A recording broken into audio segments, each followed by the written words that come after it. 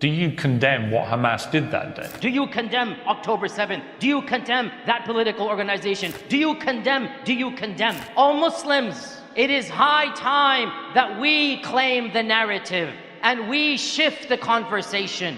Don't be intimidated by such tactics. Be brave, learn your facts, and push back. You want me to condemn? Yes, wallahi, I will condemn. I will begin by condemning the debacle of the Balfour Declaration where all of this began. The Balfour Declaration and the Sykes-Picot Agreement. Let's begin by condemning World War I. Let's begin by condemning Great Britain handing over a piece of land that it had nothing to do with to a people that have nothing to do with it. You want me to condemn? Let us begin by condemning the first and the second Nakba, in which 1.5 million people were displaced. You want me to condemn genocides and massacres? Let us begin by condemning the massacres that Israel perpetrated against Palestine, beginning with Deir Yassin in 1947, where hundreds of bodies were filled up in the well of Deir Yassin. You want me to condemn hostages? Let's begin by condemning 15,000 Palestinians held without trial, without any fair representation in Israeli prisons. Let's begin by condemning them. You want me to condemn killing of people? Let us begin by the carpet bombings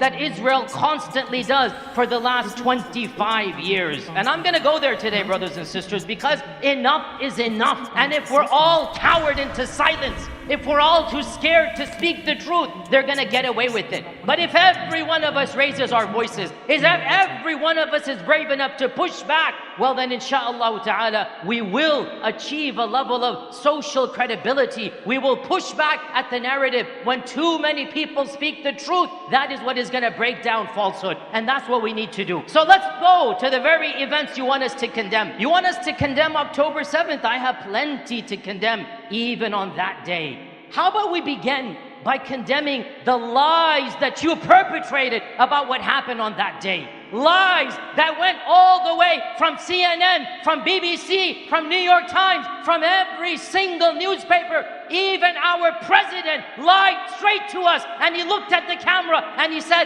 I saw pictures of 40 decapitated babies. I never really thought that I would see and have confirmed pictures of terrorists beheading children. Pure lies, Israeli propaganda. I will condemn, and this is my condemnation. How dare you lie to us, and you lie to the world. And because of that lie, people were enraged and thousands lost their lives. We all know it was a lie. Even the New York Times had to withdraw and retract the story. You want me to condemn? How about the condemnation of your lies of the mass rapes that you said occurred? Not a single rape has been attested to that day. I will condemn, because you're the ones who created a narrative. You're the ones who falsely construed a narrative that was then used to bomb, to kill, to maim, to rampage. You're the ones who falsely created a narrative. This October 7th did not come out of a vacuum. You want me to condemn?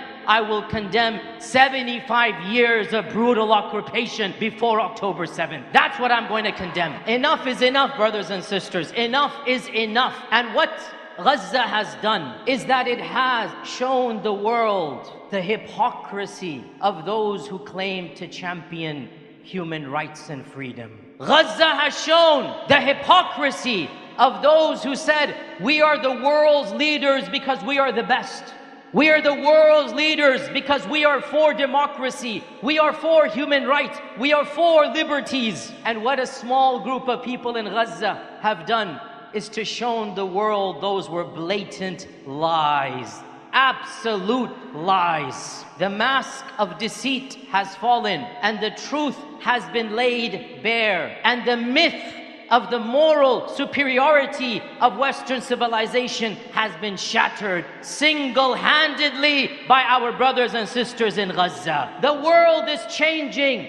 The tide is shifting. The narrative has now been changed. And there is no going back, oh Muslims. There's no going back. The fact of the matter, even if Gaza is in shambles, the people of Palestine have won on the global battlefield. Never in 75 years has the Palestinian cause garnered so much support. Never in 75 years has the entire globe, other than a few countries, come behind Palestine. O Muslims, remain firm, remain persevering, persist in all that you're doing, raise your voice, be an influence to your family and friends, and understand we're in this battle for the long run. And we might not see political victory immediately, we might not.